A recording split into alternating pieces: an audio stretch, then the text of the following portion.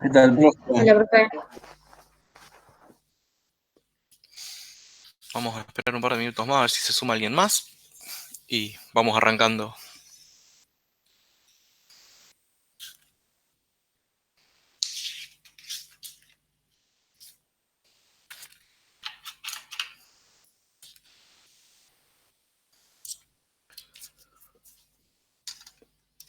Confírmenme si se ve la pantalla que estoy compartiendo. Sí, profe, se ve. Genial.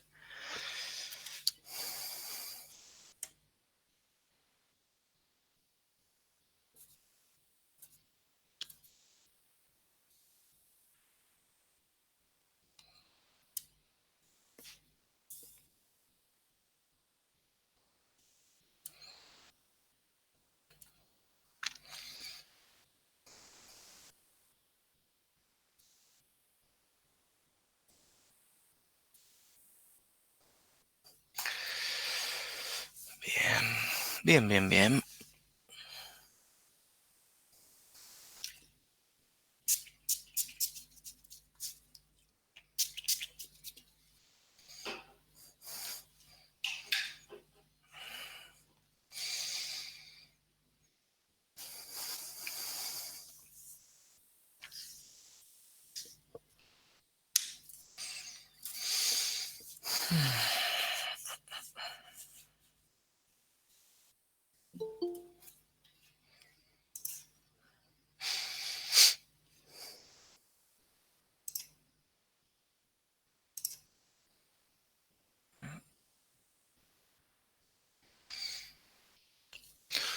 Bueno, primero vamos a empezar hablando un poco de lo administrativo.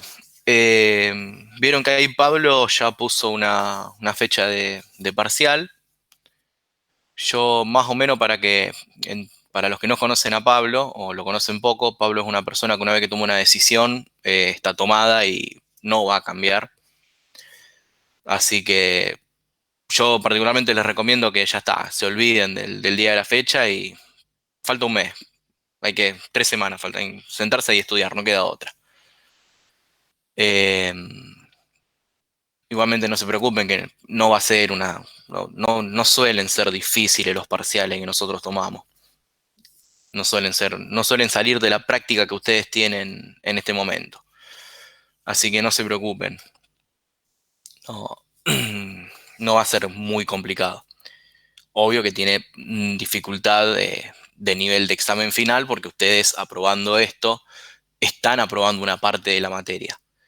Entonces va a tener su respectivo nivel de complejidad, pero no va a exceder lo que es la práctica que nosotros damos. Eh, ¿Tienen alguna duda sobre eso? Saben que pueden consultármelo, pero como les dije, una vez que Pablo toma una decisión, difícilmente la cambie. Y si la cambia, puede ser inclusive perjudicial para ustedes, porque yo viendo el calendario, la única fecha que yo veo posible es es el 7 de junio, y con eso ustedes perderían un día de práctica. Y nosotros vamos a estar muy, muy al límite con la práctica, porque yo hoy les voy a dar clasificación de extremos, el criterio de Ciano y la prueba de la segunda derivada. Y después de ahí, los que nos queda son ejercicios de multiplicadores de Lagrange, tema que los que están haciendo la teoría los martes no van a llegar a ver hasta el 1 de junio. O sea que tendrían en, con la con viento a favor, viento en popa. Tienen una semana hasta el examen y recién van a ver teoría 4 días antes del examen. Claro, exactamente. Si no lo pasa al 8, perdón, no al 7, al 8. Es, yo le digo, es medio perjudicial perder esa semana de estudio. Porque la verdad que multiplicadores de Lagrange es un tema que entra y son muchos los ejercicios que hay en la práctica. Es más, les voy a ser sincero, desde el ejercicio 3 al ejercicio 9, creo que son de multiplicadores de Lagrange. Clasificación por criterio de Ciano, creo que es solamente el primero y el segundo. Y después están los ejercicios de límite en una región delimitada por curvas. Piénsenlo bien. Yo les voy a hablar desde el lado alumno, porque yo hasta hace muy poquito fui alumno. Y hubo un momento en el que yo tenía que rendir muchas materias y tener una semana más de estudio era una mano grande. O sea, cuando vos tenías una semana más de estudio, llegabas mejor preparado. Bueno, vamos a comenzar con el tema que nos quedó pendiente de la semana pasada, el ejercicio 19 de la práctica 2. Es un, es un ejercicio, no es difícil, pero hay que venir un poquitito afilado con el tema de vectores, de álgebra. El ejercicio nos dice, nos pregunta, mejor dicho, en qué dirección se anula la derivada direccional para ese campo escalar, xy más xy cuadrado, en el punto 3, 2. La vamos a definir de la siguiente manera, la derivada direccional, ya lo sabemos. La derivada en el sentido del vector u para la función evaluada en el punto es el producto escalar entre... ¿Cómo? ¿Qué dice? No pasa nada, Joel. No hay problema. Cualquier cosa, dejo la ventana de chat abierta y escribís acá. Cualquier duda que tengas. Retomando, es el producto escalar entre el vector gradiente, evaluado en el punto, por el versor unitario, en la dirección que yo quiero encontrar esa tasa de cambio. Vamos a repasar un poquito el tema del producto escalar. Nosotros sabemos que para analizar cuando se anula esta derivada direccional, vamos a partir de la definición del producto escalar en la forma que vimos en álgebra, que era que el producto escalar de dos vectores era el módulo de uno por el módulo del otro por el coseno del ángulo, que forman ellos. Teniendo en cuenta nosotros esta relación que estamos viendo, se anula en tres condiciones. Cuando uno de los vectores es el 0, 0, que no sería el caso que necesitamos, porque si el vector fuera el 0, 0, no tendríamos una dirección a donde esté apuntando la derivada direccional. La segunda, se anula también cuando la componente x de uno de los vectores y la componente y del otro de los vectores es 0, porque te anula matemáticamente la expresión. Tampoco sería nuestro caso. O puede ser un caso que puede aparecer que estén uno sobre el eje X y el otro sobre el eje Y. No es muy común, pero si te pones a ver, se cumple la condición también se cumple la última condición, que es que el coseno del ángulo sea 0. O sea que el arco coseno de 0 nos da un ángulo de 90 grados. Nosotros sabemos que el coseno de 90 vale 0. Que realmente es esa la condición que nosotros queremos encontrar. Entonces, esta es, como dije recién, la condición a la que nos vamos a aferrar para resolver este ejercicio. ¿Qué implica el ángulo entre los vectores sea de 90 grados? Bueno, lo que ya sabemos, que son ortogonales o perpendiculares entre sí. Para resolver este ejercicio, se puede resolver por un método analítico o se puede resolver por un método gráfico. El método analítico hay que elegir una de las componentes, después encontrar la otra. Es mucha álgebra sin sentido. Si lo hacemos por el método gráfico es mucho más simple y es lo que nos pide realmente el ejercicio. Vamos a encontrar el vector gradiente. Primero, a partir de la función, calculamos su vector gradiente. Derivamos respecto a x. Nos queda y más 0, la primera componente. La segunda componente va a ser derivando respecto a y. x más 2y. Lo evaluamos en el punto 3, 2 y obtenemos que el vector gradiente en el punto va a ser el vector 2, 7. Volvemos a la expresión de la derivada direccional y vamos a encontrar que esta es igual a 0 cuando el vector 2, 7, producto escalar por el vector u0, sean perpendiculares. Entonces, trazamos el vector 2, 7 y buscamos el vector que sea perpendicular a él. Tenemos dos posibilidades. ¿Por qué? Porque va a ser perpendicular a dos vectores. Va a ser perpendicular... Uy, me quedó re feo eso, no se ve. Bueno, va a ser perpendicular al vector 7, menos 2 y al vector menos 7, 2. Ven que forma ángulo de 90 grados con el vector 2, 7 que tenemos. Siempre es importante que cuando nosotros encontramos por un método gráfico este tipo de soluciones, vayamos al método analítico y lo comprobemos. ¿Qué es lo que hacemos? Calculamos para el vector menos 7, 2 la derivada direccional. Y efectivamente da 0. Lo hallamos para el vector 7 menos 2, hacemos el cálculo y también da 0. Con esto encontramos que la condición se cumple para ambos vectores y ambos vectores son la solución. O sea, es un conjunto solución este ejercicio, lo de este ejercicio. Tenés dos posibles soluciones. Acá los dejo. Muy bien. ¿Alguna duda sobre el ejercicio este 19? Fuimos medio rápido porque derivada direccional es un tema que ya vimos la clase pasada.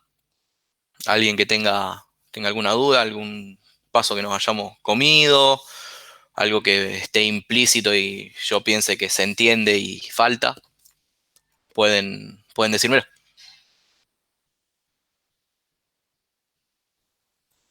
No, profe, yo al menos lo entendí. Bien. ¿Te acordás que la semana pasada habíamos estado viendo eso, no? Sí, había quedado pendiente, sí. Bien. Bueno, antes de terminar con derivada direccional, yo les quería traer un ejercicio de ejemplo importante, que fue un ejercicio que tomamos el miércoles en el examen final. Para que vean el nivel de esta... ¿Cómo se llama? El nivel de complejidad que vamos a tomar en el examen parcial. Ahí lo voy a compartir. Presentar ahora una ventana. Bien. ¿Están viéndolo ahora?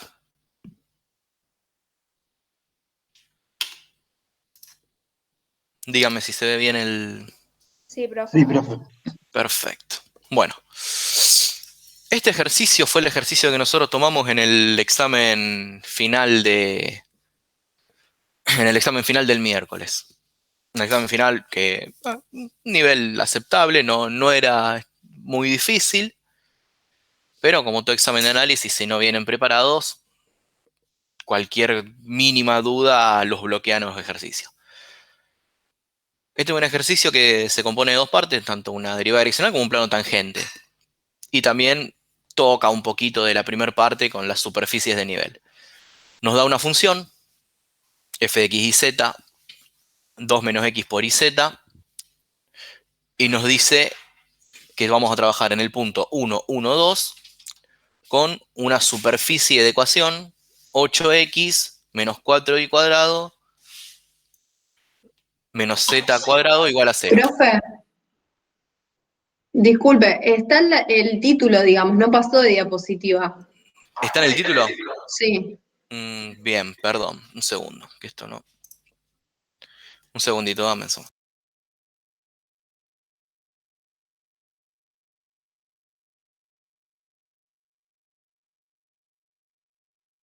Un segundo, chicos, que qué raro que haya quedado así. Dejo de presentar. Vamos a hacerlo de otra manera. Toda tu pantalla. Vamos a presentar el screen. Muy bien. Decime ahora si se ve. Ahora sí. Muy bien. Vamos de nuevo. Tenemos la función f de x y z igual a 2 menos x por iz. Vamos a trabajar con el punto 1, 1, 2 y la superficie S de ecuación 8x menos 4y cuadrado menos z cuadrado igual a 0. ¿Sí? Nos va a pedir que calculemos una derivada direccional de la función f en el punto P en la dirección del vector normal a la superficie S en el punto. Y el apartado B nos va a decir que hallemos la ecuación de un plano tangente a la superficie de nivel 2 de la función f en el punto P. Como les decía, este ejercicio está tocando 3 o 4 conceptos importantes. Habla de derivada direccional, de plano tangente, habla de la interpretación de un vector que ahora vamos a ver, y habla también de las superficies de nivel. O sea, abarca una gran cantidad, un 30% más o menos de la parte de derivada parcial.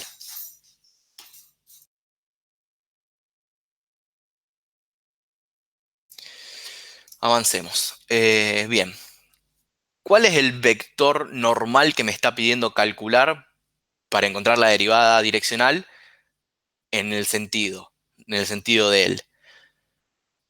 Cuando nosotros interpretamos el vector gradiente, lo vamos a interpretar de la misma manera que se interpreta cualquier derivada. Nosotros vamos a tener r de t0, que va a ser la derivada, las derivadas parciales, o sea, r' de t0 en el punto P, es la recta tangente en el punto. Entonces nosotros vamos a tomar de la definición del Stewart, la interpretación geométrica del vector gradiente, que es perpendicular a este vector r'. Entonces nosotros lo que vamos a tener que calcular para poder desarrollar este ejercicio, para poder encontrar ese vector normal a la superficie, es básicamente encontrar el gradiente de la superficie, el vector gradiente de la superficie. Entonces vamos a calcular los vectores gradientes tanto de f como de s. El vector gradiente de f, bueno, yo los vectores gradientes los suelo escribir en forma de vector, porque después me queda más simple la evaluación. Es una costumbre mía. Si derivamos, derivamos respecto a x, f, vamos a tener que la primera componente es menos iz, la segunda componente es 2z menos xz, y la tercera componente 2y menos xy. Evaluando en el punto 1, 1, 2, obtengo el vector gradiente menos 2, 2, 1. Luego vamos a encontrar el vector gradiente de la superficie S. Aplicamos la misma técnica y obtenemos que es 8 la primera componente, la segunda componente es menos 8y, la tercera componente menos 2z. Evaluado en el 1, 1, 2, obtenemos que el vector gradiente es 8 menos 8 menos 4. Y este vector gradiente de S es el vector normal con el que yo tengo que encontrar la derivada direccional. Ahora lo que nos queda es encontrar su versor unitario. Recuerden que la derivada direccional utiliza el versor unitario para encontrar su valor. Tanto en 2 variables como en 3 variables, el módulo de un vector se calcula de la misma manera. La suma del cuadrado de sus componentes bajo la raíz. Armamos acá el vector, el versor unitario, y calculamos la derivada direccional, que vale 3. No viene siendo nada diferente a lo que veníamos haciendo. La única cosa rara que apareció fue que tuvimos que usar una superficie para encontrar un vector. Nada más. El apartado B pide hallar un plano tangente a la superficie de nivel 2 en el punto P. Planteamos la ecuación de la función 2x menos iz igual a 2, ¿sí? Superficie de nivel. Y vamos a despejar z para encontrar la ecuación de una superficie. Una vez que tenemos la ecuación de la superficie, vamos a expresar la ecuación del plano tangente. Nuevamente, les digo, yo estas ecuaciones las suelo escribir en forma vectorial por una cuestión de comodidad.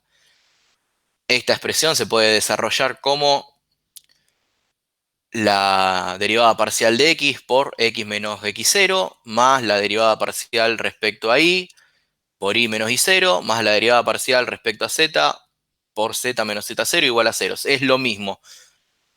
A mí la notación vectorial me es más cómoda, nada más. Entonces, yo teniendo esta ecuación, tengo que ver ahora qué es lo que realmente necesito. El vector gradiente en el 1, 1, 2 ya lo tengo, lo calculé del apartado 1. Lo teníamos acá. Me quedaría encontrar ahora, me quedaría realmente lo que es encontrar el z0 y armar la expresión. Z0 va a ser la función z que yo armé con la superficie de nivel evaluado en el punto 1, 1, porque está z es función de x, y. El z este lo evalúo en 1, 1, o sea que es 2 dividido 1 por 2 menos 1. 2 dividido 1 me da 1. 2 dividido 1 me da 2, perdón, cualquier cosa dije, mil disculpas. Y ahora lo que me queda es armar la expresión. Vector gradiente, x menos el x0 que es 1, y menos el y0 que es 1, y z menos el z0 que da por casualidad 2, al igual que el punto que estamos evaluando. Fue una casualidad, no era premeditado. Y lo único que tengo que hacer después es algebraicamente acomodarlo para que quede la ecuación de un plano. Y este es el plano tangente que yo estoy buscando. Este es el plano tangente para la superficie de nivel 2. Para la superficie de nivel 2. Creo que lo tengo por acá graficado, si mal no recuerdo. No, tenía graficado otra cosa. Bueno, bueno, no importa. Pero esta es la ecuación que nosotros buscamos para el apartado B. Esto es un clásico ejercicio de final de vector gradiente.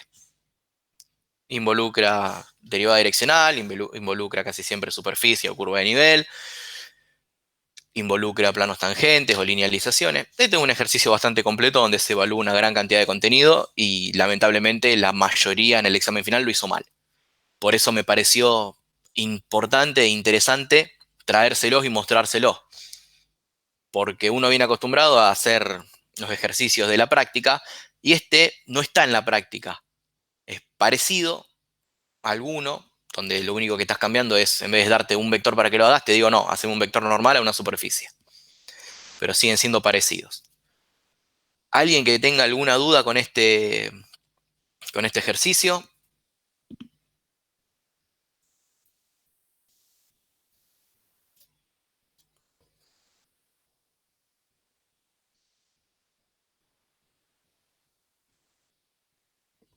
No, profe, creo que se entendió. ¿Se entendió? Sí, no son difíciles, Profe, ¿eso nos lo podrá pasar usted para que lo podamos resolver nosotros Sí, y ver? por supuesto. Yo todo el material que yo estoy generando en estos días, yo se los voy a pasar, no se preocupen. Eso se los voy a dar. No es que esto queda Profe, con mí. Sí, te escucho. los parciales y finales que habíamos hablado la clase pasada, ¿ya lo subió a algún lado o algo? No, no los encontré. Yo tenía un par de parciales, pero me parece que me quedaron en la máquina vieja del trabajo y se perdieron. Ah, bueno, no pasa nada, después lo Pero, buscaremos. pero igualmente te voy diciendo, o sea, yo más o menos me acuerdo qué es lo que tomé en esos exámenes y eran ejercicios del Steward y ejercicios de la práctica nuestra. No sale de ahí. Los ejercicios de nuestra práctica son más complicados que los del Steward, porque los ejercicios nuestros salen del Madsen, del Peter Ruiz, que son libros con un poco más de nivel que el Steward. Pero no van a salir de eso los ejercicios. Más, si el examen lo hace Pablo, Pablo saca los ejercicios de la práctica, toma los mismos. Ah, bueno, gracias, profe. No de nada. Bueno, este era el ejercicio que yo les Profe, hay quería una mostrar. chica que habló en el chat y preguntó si en la parte que se evalúa el Z0 se usa el punto que se dio. Ah, no lo había visto. No, volvamos para atrás. El Z0, no, sí, está bien. Sí, claro, estás utilizando el punto 112. El tema es que vos el 2 no necesitas utilizarlo, porque vos ya Z está en función de XY. Entonces vos tenés que utilizar el punto en XY para encontrar el Z de esa superficie de nivel, no el Z del punto que vos estás trabajando. No sé si lo entendés. Perfecto. Fíjate que yo acá utilicé solamente el 1,1 en vez del 1,1,2. Te vuelvo a repetir, es una casualidad que haya dado 2. Si hubiera sido la curva de nivel 3, hubiera dado 3. Si hubiera sido la curva de nivel 4, hubiera dado 4. Fue una cuestión, fue una casualidad, es porque justamente fue lineal. Bien, creo que con este estamos. No era difícil, pero como les repito, chicos, muy pocos lo hicieron bien en el examen. Muy pocos lo hicieron bien. Emma, hubo gente que hizo perfectas las ecuaciones diferenciales y este ejercicio lo hizo mal. Cosas increíbles. Bueno, vamos a pasar entonces ahora. Vamos a cerrar la etapa esta de derivada direccional. Plano Profe, tangente. Sí. ¿podríamos ver un ejercicio de estos antes de pasar? ¿O lo ¿Qué vemos al ejercicio? final? ¿Qué ejercicio? El 20. El ejercicio 20. Dale, dale, lo tengo por acá. Vamos a ver. No lo tengo en PowerPoint tan bonito como este, pero lo tengo resuelto en papel. Porque lo empecé a plantear y me quedó en cualquier cosa y me perdí. Bien, vamos a verlo. El 20. El 20 era una cosa media fea. Sí.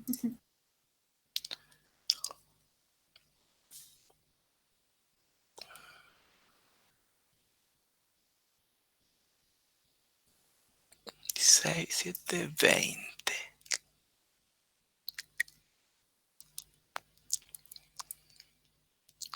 Bueno, acá lo llevamos. Muy bien. Díganme si se ve bien. Sí, profe. Perfecto.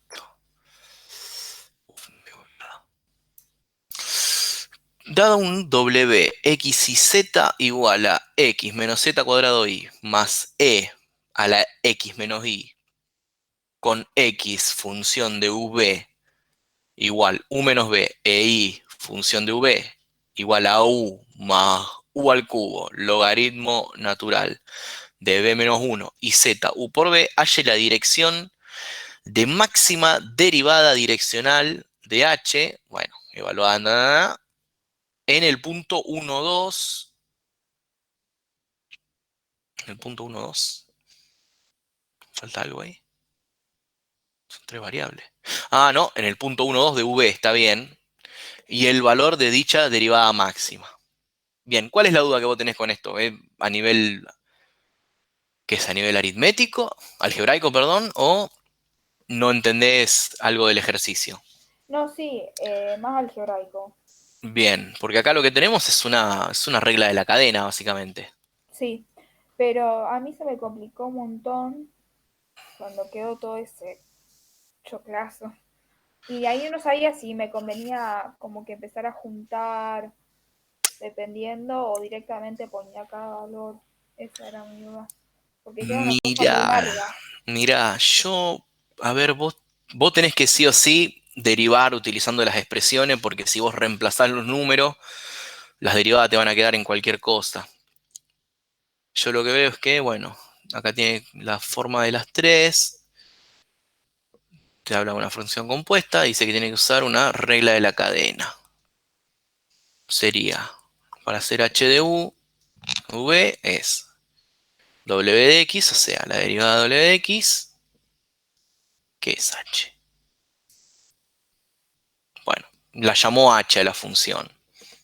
No sé por qué, pero bueno. Sí, sí, se llamaba H. ¿Se llamaba h la función? Sí. Ah, sí, tenés razón, mira, te dice que h es, sí, sí, sí, sí, perfecto. Bien, bueno, aplica regla de la cadena, sí, wx por xu más wi por iu más, para encontrar la de u. Encontrar h en u. Obtiene la expresión, evalúa en los puntos que le da, porque le dice que tiene que evaluar en el 1, 2. X en 1, 2 da menos 1, y en 1, 2 va 1, z en 1, 2 da 2. Queda Ah, 1 más sí. c al cuadrado, más menos Ahora cos. Bueno, entendí lo que hace. claro, o sea, tenés que siempre hacerte el arbolito. Acá lo que vos tendrás que Sí, haber hecho es el arbolito primero para poder armar la expresión de la regla de la cadena. Cuando ya agarres bastante práctica, vas a armarla a nivel ecuación, pero primero el arbolito a los primeros 10, 15 ejercicios es importantísimo, si no, no lo va a encontrar nunca. sí, Entonces saca h de u, después saca h de b y arma el vector gradiente. Genial. Sí. Gracias, profe. Son, como te digo, y después, bueno, para calcular la derivada direccional, o sea, entendés también, igualmente entendés no está terminado acá, pero vos entendés el concepto Sí, de claro, sí. máxima derivada direccional, ¿no? Sí, lo entendí. Sí, acuérdate que son cuando los dos vectores son paralelos y tienen el mismo sentido. O sea, el coseno del ángulo que forman es cero. Acuérdate que hasta 90 grados el Claro. coseno del ángulo varía entre 0 y 1. Más cerca de 0 tiende a 1, más cerca de 90 tiende a Sí, 0. Y después la mínima, que la mínima es entre pi sobre 2 y pi. Es sí, para el otro lado. Siempre sí, tener en sí. cuenta esas cosas, son preguntas de examen. Ojo que si entra una derivada direccional es muy probable que pregunte, a menos que sea más de cálculo e interpretación del vector gradiente como el que le mostré antes, puede ser que entre uno de estos que sea de máxima y mínima derivada y derivada direccional. Tengan cuidado con eso. Lo mismo, si pueden, traten de plantear el ejercicio 23. Suponga que escala una montaña cuya forma, bueno, te da las coordenadas, eje X, bien. Intenten plantear este ejercicio porque yo creo que este es el que vamos a tomar en la 203 de química, porque mi compañera Verónica hizo mucho hincapié en él. Así que yo por las dudas les diría, plantéenlo para la semana que viene, lo vemos la semana que viene. Total, vamos, hasta que empecemos a dar Lagrange, vamos a estar holgados con el tiempo. Nos va a apretar un poco el cuello cuando tengamos que dar Lagrange. Pero para verlo, porque es un ejercicio que puede entrar. Bien. Bueno, damos por terminado esta parte de derivada direccional y vamos a entrar en un nuevo tema. Vamos a entrar en extremos. Ustedes dieron en la teoría ya extremo, tengo entendido. No sé si están cursando con Pablo los martes. Si alguno no vio extremo, bueno, va a tener que leer la teoría porque ya estamos estamos sobre el pucho. Ya tendremos que estar dando, vamos a ser sinceros, ya hay la otra comisión donde yo trabajo, la de Ana María Bossi, ya está dando integrales múltiples en la teoría. Ya terminó con extremos, así que venimos un poco atrasados acá. La práctica no, la práctica solemos llegar extremo mayo, junio, siempre. Bueno, vamos a arrancar con los ejercicios de extremos. Díganme si están viendo ahí la pantalla. Sí, se ve. Díganme si cambia la pantalla, si no... Sí, profe. Perfecto. Muy bien. Bueno, de extremos. Vamos a empezar haciendo un par de preguntas como para ir abriendo un poco el tema. Nosotros vamos a tener un campo escalar, ¿sí? De la forma fxy igual a e a la 2x por x más y cuadrado más 2y. Y nos pide que los clasifiquemos. ¿Cómo se pueden clasificar los extremos? ¿Qué vieron en teoría de clasificación de extremos?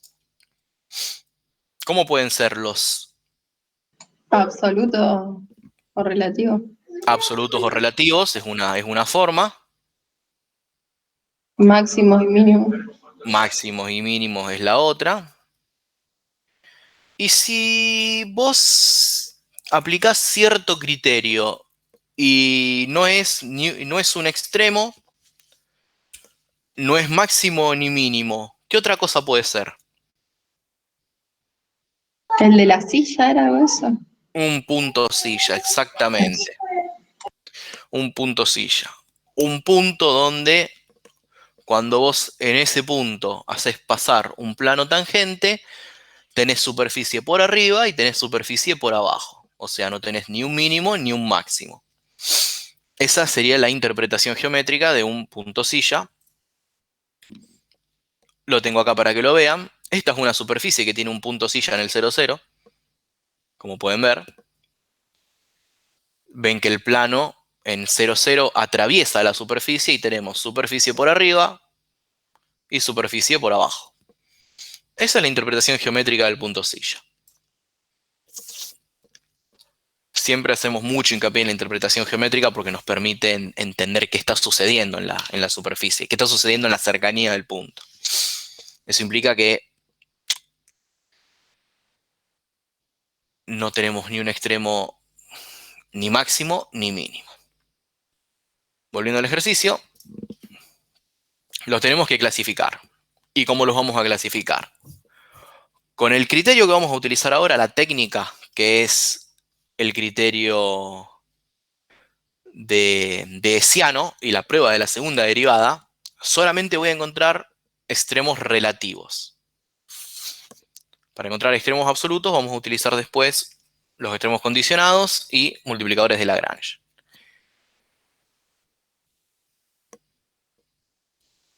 ¿Qué es lo primero que tenemos que hacer cuando nosotros nos enfrentamos a un ejercicio de clasificación de extremos? Lo primero que vamos a encontrar son los famosos puntos críticos, ¿sí? ¿Qué son los puntos críticos? ¿Qué saben ustedes de los puntos críticos? ¿Cuándo aparecen? ¿Qué condiciones hay para que un punto sea crítico? Cambia, hay un cambio en la función. No necesariamente. En análisis 1 sabíamos que en un punto crítico teníamos un cambio de sentido de la función, pero a eso eran una variable. En dos variables no pasa siempre lo mismo. Volvemos al caso del punto silla. Yo te voy a mostrar de nuevo el punto silla y vas a ver que la función cambia de sentido y no necesariamente es un punto crítico porque no hay un extremo. Hay en algunos lugares donde cambia de sentido la función y no necesariamente las derivadas se anulan. No.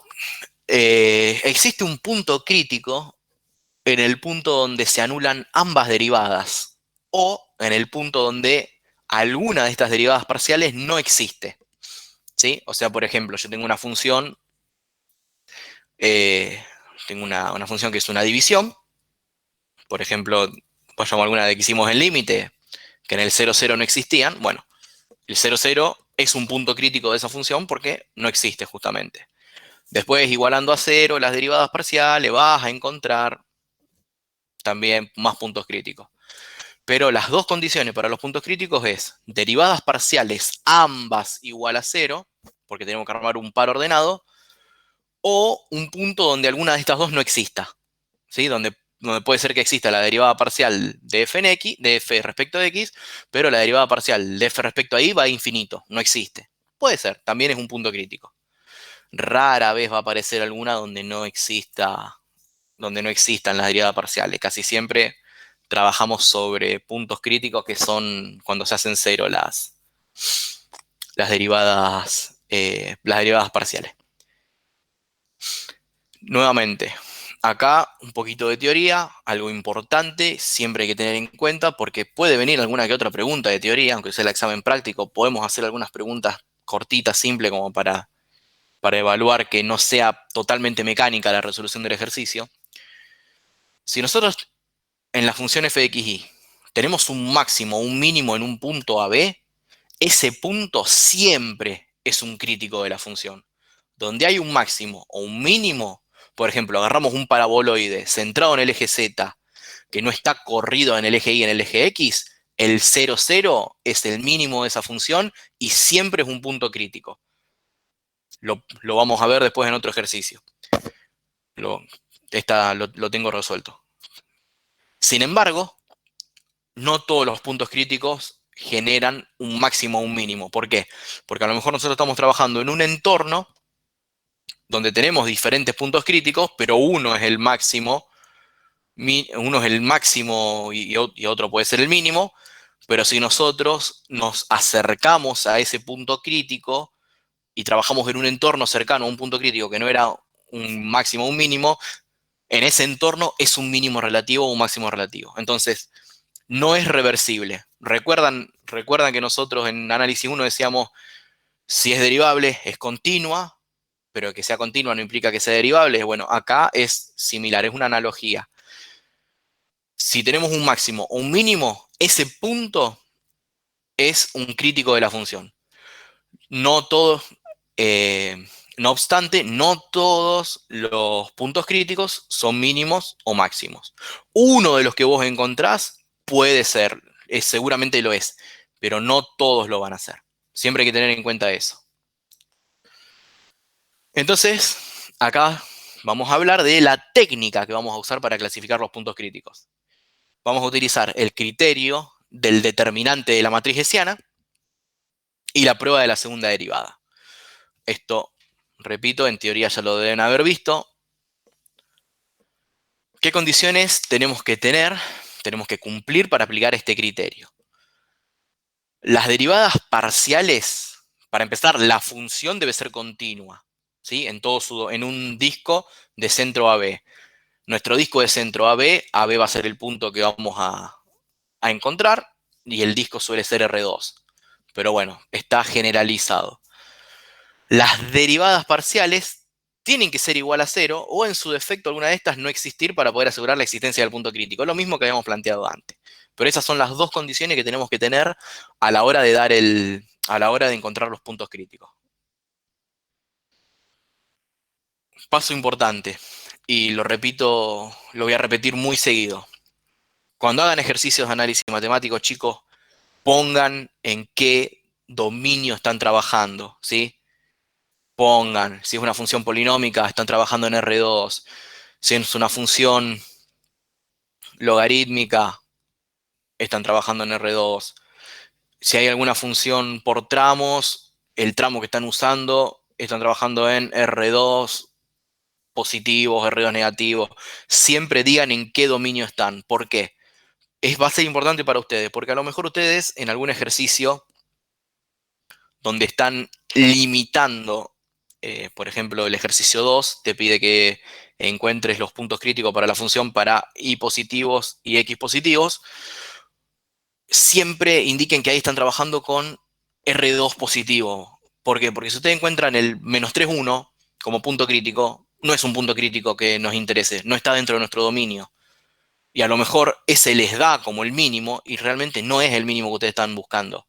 Y eso conlleva que sea un error en el ejercicio y en el examen.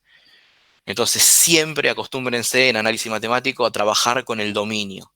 Primer paso, mi dominio es este. Recuerden cuando ustedes hacían el análisis de función en análisis 1, de las aplicaciones de derivada. Primer paso, el dominio. Acá lo mismo. Primer paso, el dominio. Muy bien. Una vez que sabemos el dominio, vemos que esta función es continua en todo su dominio, ¿sí? Cualquier valor que yo le ponga a esta función va a devolver una imagen y no tenemos ningún cambio brusco de dirección en la función. No tenemos divisiones, no aparecen logaritmos mezclados dentro de la multiplicación. Es básicamente una exponencial multiplicada a un polinomio, no cambia mucho la función. Tomamos la ecuación, calculamos las derivadas parciales de primer orden, ¿sí? Acá aplicamos, como ustedes ya saben, producto, ¿sí? Este es la derivada del primero por el segundo sin derivar, más el primero sin derivar por la derivada del segundo, que sería 1, porque este vale 0, 0, multiplicado por e a la 2x. Respecto ahí, mucho más simple, este término permanece constante, es una constante, y me quedaría 2i más 2.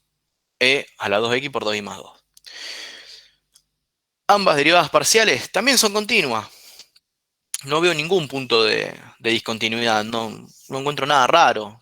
Funciones conocidas, exponenciales que crecen, funciones que siempre crecen. No encuentro nada raro en estas. Entonces sigo adelante. Vamos a hallar los puntos críticos, ¿sí? ¿Cómo lo hacemos? Bueno, estas dos derivadas parciales las igualamos a 0. Como la función e a la 2x no tiene ninguna restricción, o sea, en ningún momento va a dar 0, o sea, yo cualquier valor que le ponga a esta función me va a dar mayor a 0, porque esta función es una, e a la 2x es una función que se haría 0 o tendería a 0 solamente en el menos infinito. Esta función puede pasar al otro término, o sea, yo puedo, no puede pasar, vamos a hablar matemáticamente bien, yo puedo dividir ambos miembros por e a la 2x y liberarme de ella. Entonces, en la segunda ecuación me va a quedar directamente 2i más 2 igual a 0. En la primera no puedo porque tengo un sumando con un término similar. Paso a la siguiente diapositiva, perdón. Filmina es algo de algún profesor mío que ya tiene 80 años. Planteo la ecuación igual a 0. Resto e a la 2x en ambos miembros. Divido. ¿Qué hice acá? Acá no iba más, perdón. Está multiplicando. En esta está multiplicando y yo la puse sumando, disculpen. Acá hay un por. Esta pasa a negativo. Divido ambos miembros por e a la 2x. Me quedaría esto. Me queda menos un medio. Paso el 2 multiplicando para que me quede el 1 nomás. Y encuentro esta expresión. Este sería mi sistema de ecuaciones. Entonces de acá ya encuentro que i vale menos 1, ¿sí? Menos 1 por 2, menos 2 más 2, 0, i vale menos 1. Llevo la i a la expresión de arriba, a la ecuación, a esta expresión para dejarla en función de x, y encuentro que x vale un medio. Entonces tengo un único punto crítico que va a ser un medio menos 1. Y ese es el único punto que yo tengo que evaluar con el criterio de Hessiano. Voy a calcular las segundas derivadas, porque las voy a necesitar para armar la matriz hessiana. Nuevamente aplico la regla del producto. Llego a esta expresión. Hago lo mismo para f de xy. Hago lo mismo para f de ix. Y hago lo mismo para f de y. Acá viene una pregunta. ¿Esté bien que f de xy me haya dado igual que f de ix? ¿Podrían darme diferente?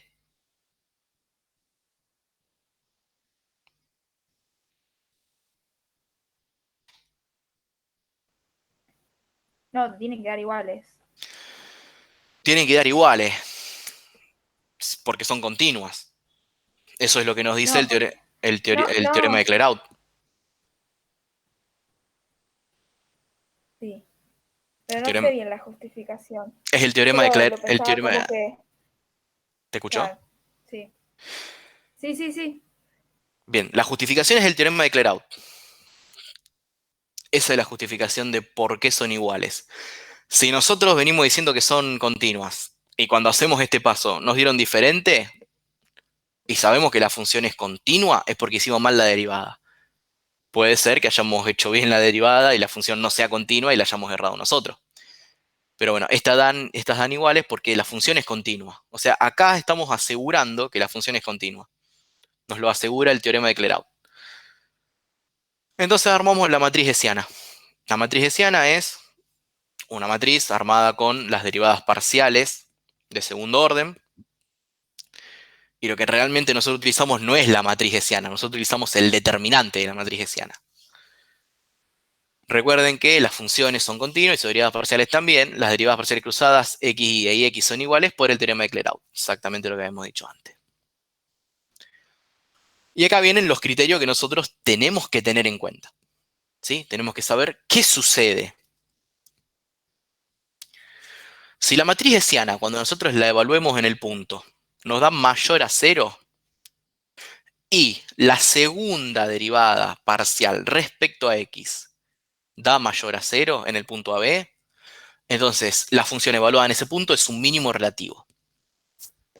Por otra parte, si el determinante de la matriz hessiana es mayor a 0 y la derivada segunda respecto a x dos veces es menor a 0, f de AB es un máximo relativo. No puede ser nunca que la matriz sea ¿cómo se llama? Que la función, que la matriz hessiana sea positiva y la función derivada, la derivada de la función 2 veces a x sea menor a 0, por una cuestión de que matemáticamente el determinante siempre te queda negativo. Después la otra condición que tenemos es si el determinante de la matriz hessiana en AB es menor a 0, ahí se nos presenta el punto silla. Y si el determinante de la matriz hessiana es igual a 0, no me sirve para decidir el criterio. Tengo que evaluar otras opciones, otras técnicas más clásicas, por decirlo. Bueno, realmente no es una técnica, sino es que hay que mirar la función, hay que ver los exponentes. Por ejemplo, si aparece si nosotros tenemos esta función, la función esta exponencial, y en un lugar muy, muy raro que tenga un máximo, porque sabemos que la exponencial es una función que crece hacia el infinito. Entonces, tenemos que ver bien la ley de la función. ¿Pueden tomar eso, profe? Uno que dé Sí, así. sí, sí, es muy probable que entre uno así, pero vas a ver que son simples, vas a ver que te vas a dar cuenta muy simple. Vamos a avanzar entonces aplicando el criterio. Para el punto crítico que tengo, uno solo. Casi siempre los ejercicios donde vamos a tomar puntos críticos va a haber 2 o 3 o 4 quizá, porque vamos a tomar funciones un poquito más complejas. Nada del otro mundo, no se les va a complicar con la parte algebraica. Y vamos a tener, bueno, evaluamos el hessiano en 1,2. Ya habíamos obtenido antes, acá, si nosotros evaluamos en ¿qué punto habíamos dicho? El 1,2, ¿no? Sí, el 1 medio menos 1. Cuando nosotros hacemos 1 medio menos 1, bueno, hay que ir reemplazando, que tenés 1 medio, esto queda 2, esto queda 4, esto queda menos 8, más 4. Esto debe quedar, esto creo que queda, esto vale 2, y después tenés e a la 2 por 1 medio, te queda e a la 1, o sea que queda 2e, 2e al cuadrado, perdón, queda. No, miento. La matriz hessiana queda 2e, la f de xx, 2e la f de xy. Volvemos acá, evaluamos en el 1 medio menos 1.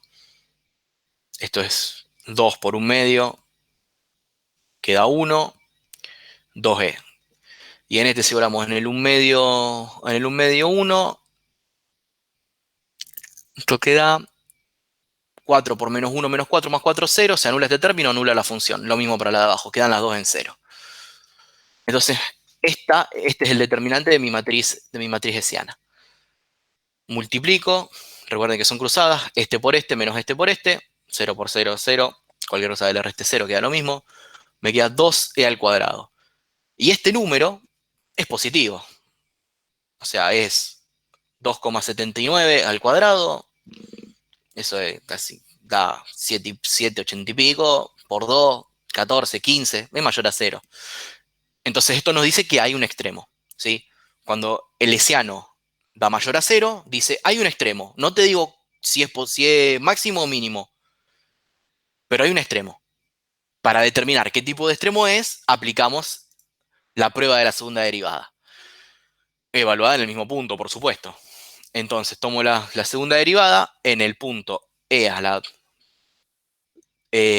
el punto 1 medio menos 1, y evalúo. De nuevo acá, 4 por 1 medio, esto vale 2, menos 4, menos 8, más 4, esto termina valiendo 2. 2 dividido 2 va a 1, e a la 1 da e, 2e. Nuevamente estamos en lo mismo. Este es positivo, mayor a 0. ¿Qué nos dice el criterio? El hessiano nos dice que hay un extremo y la segunda derivada nos dice que hay un mínimo. Perfecto. Este punto es un mínimo relativo. Evalúo la función y encuentro cuál es el mínimo de esta función. La función evaluada en su punto crítico tiene un mínimo en z igual a menos 1 medio d. Que, como pueden ver, es este punto de acá. Esta es la función graficada. No le vamos a pedir nunca que grafiquen el punto. Nunca. Esto es una cuestión de completar el PowerPoint, nada más. Muy bien. Y ahí terminaría el ejercicio. Encontraron el punto crítico, es un extremo, es un mínimo relativo, y la función vale tal valor. Así son los ejercicios de mínimo y de extremos con el criterio de Ciano y segunda derivada. ¿Alguna duda con este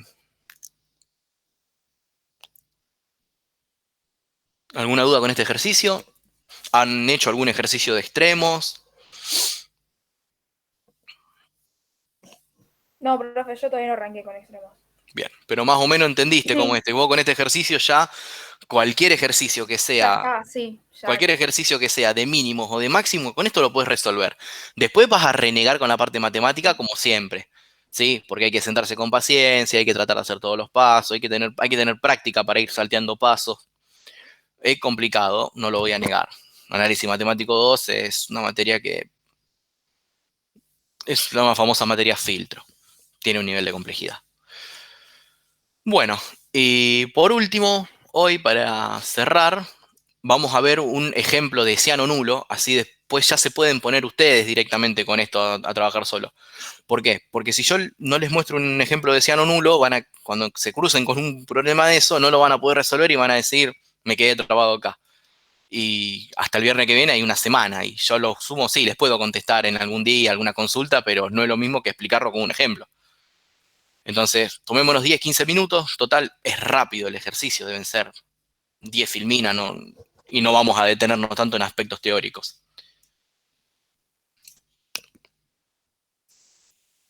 Es el ejercicio 1B. El ejercicio 1B nos va a pedir que hagamos lo mismo que en el anterior, que en el 1C, porque son todos los ejercicios del 1, de otro campo escalar. Un campo escalar muchísimo más simple que el anterior. ¿Sí? Se nota a la legua, es un polinomio. Venimos resolviendo polinomios desde los 15 años, el tercer año del secundario. Tiene que ser algo, o sea, si queremos ser ingenieros, tenemos que desayunar, almorzar, merendar y cenar polinomio. No sé, ustedes los químicos si tienen control automático. Sí, tienen control automático ustedes, tienen teoría de control. Bueno, van a tener creo que a la doctora Basualdo, así que van a comer polinomios a dos manos, no se preocupen. Vamos nuevamente a utilizar el criterio de Ciano y la prueba de la segunda derivada. Un paso siempre importante, les vuelvo a repetir, se los vuelvo a remarcar, es importante saber dónde estamos parados, ¿sí? Estamos en R2, estamos en variable real. No me puede quedar la raíz con argumento negativo cuando encuentro un punto crítico, ¿sí? Estamos en los reales. Función es continua, por ser una función polinómica. Eso siempre sirve como justificación.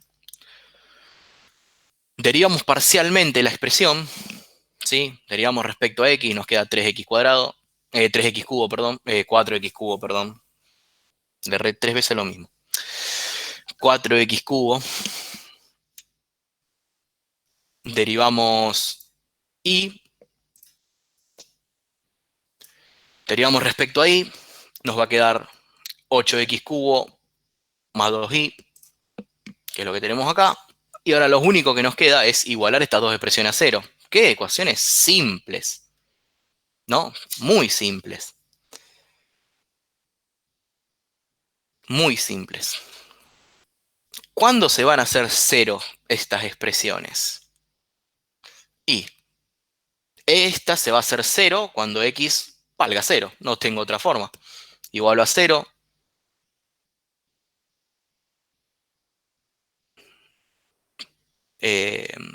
Aplico raíz. No, aplico raíz cúbica, no. Tengo que pasar dividiendo el 4. Paso el 4 dividiendo. 0 dividido 4 da 0. Hago raíz al 0, da 0. X vale 0. Y en este hay que tener cuidado. Porque acá aparece algo de lo que yo le dije, que tienen que saber que están parados en el conjunto de los reales. Cuando yo factorizo esto, ¿sí? Encuentro que es igual a 2i más 2i por 4i cuadrado más 1. Entonces, de acá ya saco que con esta i vale 0, me anula la expresión. Pero el segundo término, 4i cuadrado más 1, no tiene solución para el conjunto de los reales, ¿sí? En realidad no es que no existe, sí, la función existe. Lo que no existe es su conjunto solución. Cuando yo resto el 1 en ambos miembros, divido en ambos miembros por 4 y aplico la raíz en ambos miembros, me queda la raíz de menos un cuarto. Y eso en el campo de los reales no existe. Eso existe solo en el campo de los complejos. Campo que nosotros acá no tocamos. Entonces, vuelvo a tener un único punto crítico. Y es el 0, 0. Y vos me decís, listo, ya está. Hago la matriz hessiana, meto segunda derivada y chapó. Terminamos. Bueno, vamos a ver qué sucede. F de x es 2x cuadrado, f de y es 24y cuadrado más 2. Las derivadas cruzadas se anulan porque, como podemos ver, no tenemos ni y en la de x, esto tendría que decir aquí acá, ni x en la de y, entonces se anulan, dan 0. Tienen que dar 0, porque dijimos que por teorema de Clairaut, si la función es continua, tiene que dar 0.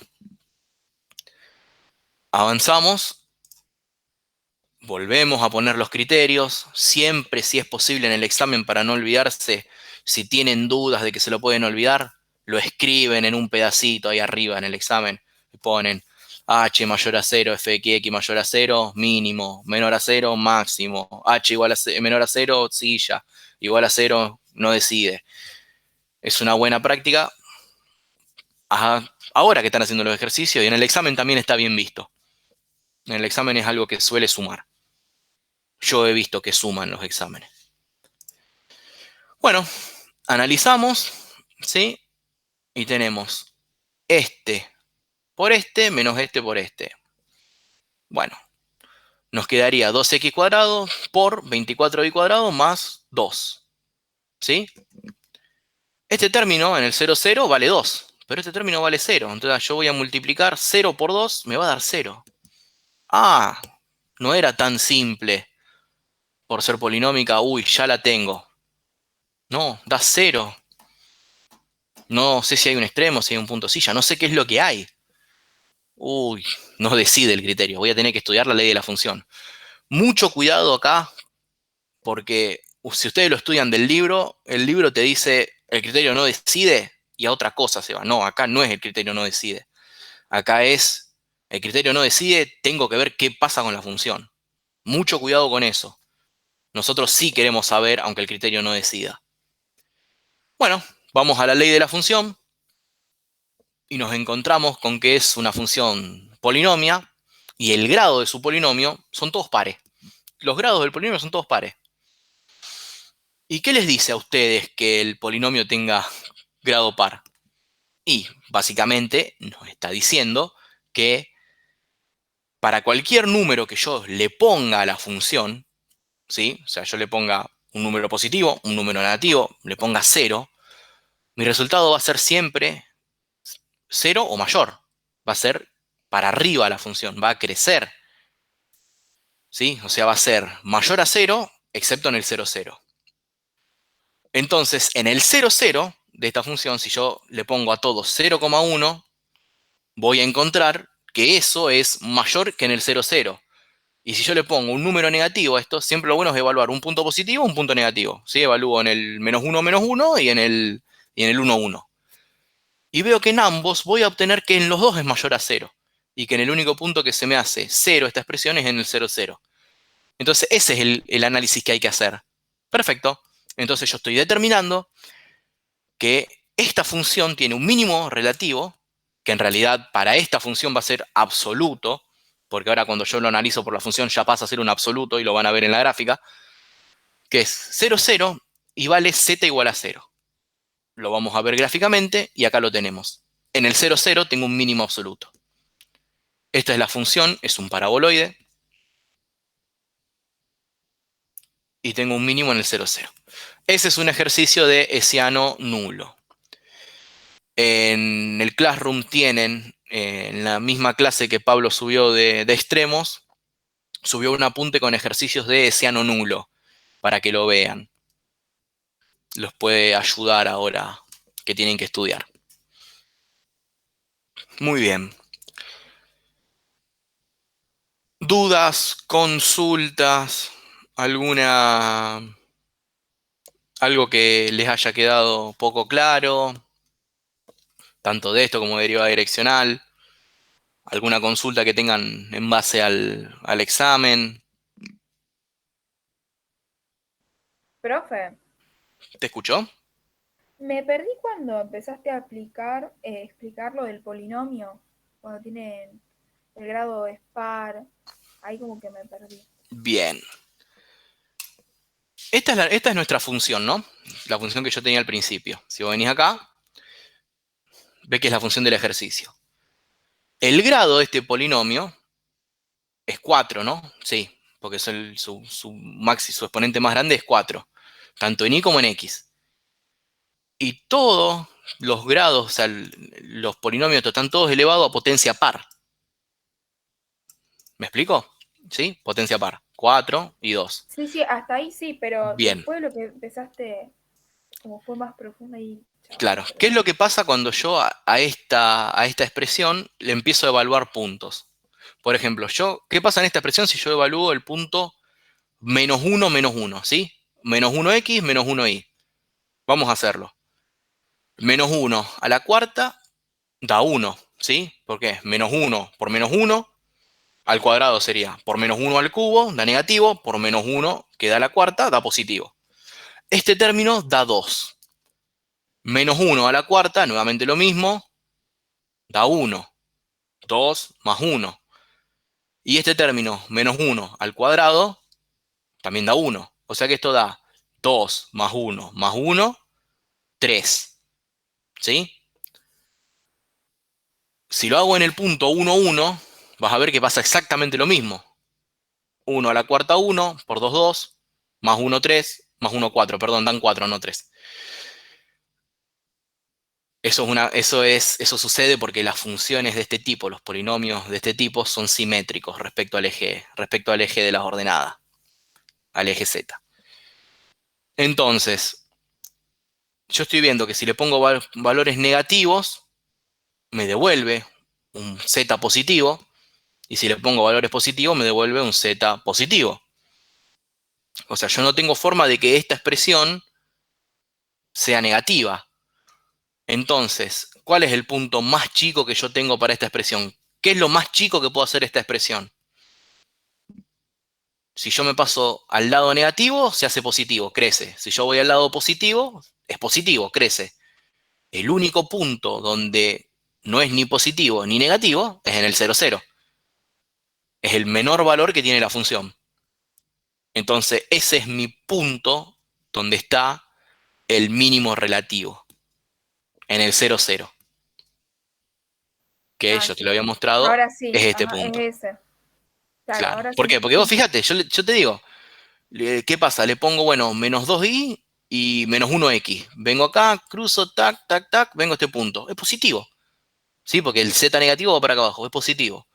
Y si voy al menos 2, 1, también es positivo. Y si, bueno, pudiera dar vuelta acá a la gráfica y hago en el 1, 1, también va a ser positivo. Entonces, no importa qué valores yo le dé al, al x y al y, me va a devolver un valor positivo. Y en el único lugar donde es diferente es en el 0, 0. Entonces yo ahí es donde tengo mi mínimo relativo. Lo mismo sería si esta campana que estuviera al revés, ¿sí? O sea, si la función tuviera un menos adelante, me la da vuelta, me la espeja respecto del eje z. Perdón, tiene para que vaya para abajo, sí, con el menos, me la espeja, no me la espeja, me la da vuelta en el eje z. La espejaría respecto del eje x. Entonces, ahí lo que tendría sería un máximo relativo, si la función fuera al revés, con un menos adelante. El hecho es que ustedes entiendan que cuando aparece un hesiano nulo, no es la muerte de nadie. Lo único que tienen que hacer es mirar la ley de la función, probar un par de números y ahí nomás les va a salir. Ustedes se van a dar cuenta. Si te da, si mal no recuerdo, si a vos te da con los positivos positivo y con los negativos negativo, prepárate porque tenés un punto silla. O sea, eso si ustedes ven este apuntecito, que se los voy a mostrar porque lo tengo por acá. Creo que tiene que estar dando vueltas. Trabajo de clase. Creo que era la clase del 10. Sí, el ciano nulo. En ustedes van a tener más ejemplos de ciano nulo. ¿Sí? Bueno, acá esto yo se los recomiendo que lo lean. Que practiquen 2 o 3 nomás. No son muchos, son 10 ejercicios. Hagan 3 o 4 nomás, como para tener un poquito de práctica. Pero les va a ayudar mucho. Igualmente el criterio es ese, es mirar la ley de la función. No, pasa que no hay otra cosa para mirar. Lo que sí hay que tener en claro es saber bien el dominio, saber cómo se comporta respecto a la imagen. O sea, saber qué es lo que vos los valores que vos le pones de X y de Y y ver a dónde va la función, nada más. Pero se resuelven así los de ciano nulo. No van a encontrar nada. No van a encontrar nada que no puedan resolver. Con el ejemplo, obvio, con el ejemplo este que les di. Bueno, esto creo que esto sería todo lo que tenemos.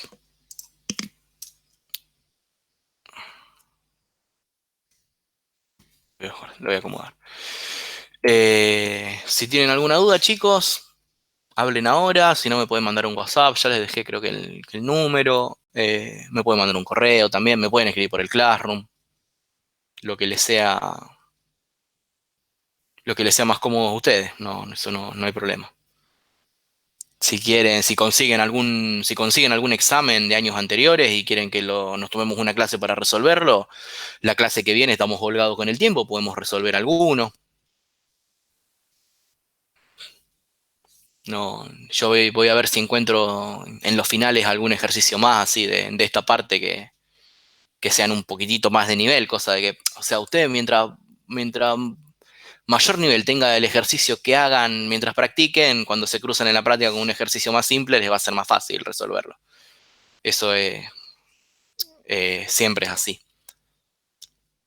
Pero bueno, después se pueden cruzar con ejercicios recontra simple como era el 19.2 y vieron que era muy simple, se resolvía con algo muy pavo, pero aún así muchos no lo supieron plantear. Es más, me incluyo, tuve que volver a leer la teoría de álgebra para acordarme. Bueno, chicos, no sé si tienen alguna otra duda, si ya es tarde, ya son 10:15, es un viernes, fin de semana largo, aunque estemos ahora con las restricciones nuevas, pero el viernes llegan cansados, seguramente muchos de ustedes están trabajando, tienen familia. No tiene sentido seguir más tiempo. Les propongo ya para la próxima, si les parece, si quieren arrancar un ratito antes, arrancar en vez de a las 9 a las 8, a lo mejor les queda mejor. Yo ahora les tiro la consulta ahí por Classroom y si les parece me dicen sí o no y bueno, lo sometemos a votación. Bueno, Estamos. buenísimo, profe. Sé que les va a servir porque nadie se quiere quedar hasta las 10 de la noche un viernes, es lógico, ¿no? Yo creo que de los 5 años de la cursada, creo que primero y segundo nomás cursamos viernes a la noche. Los demás días, el viernes terminaba a las 8 de la noche y nos íbamos. Nadie se quería quedar hasta tarde. Bueno, chicos, descansen, tengan un buen fin de semana y yo ahora les subo al Classroom esto. Dale, profe, gracias. Igualmente. Gracias, chao. Chau, chicos. Gracias. Buen fin de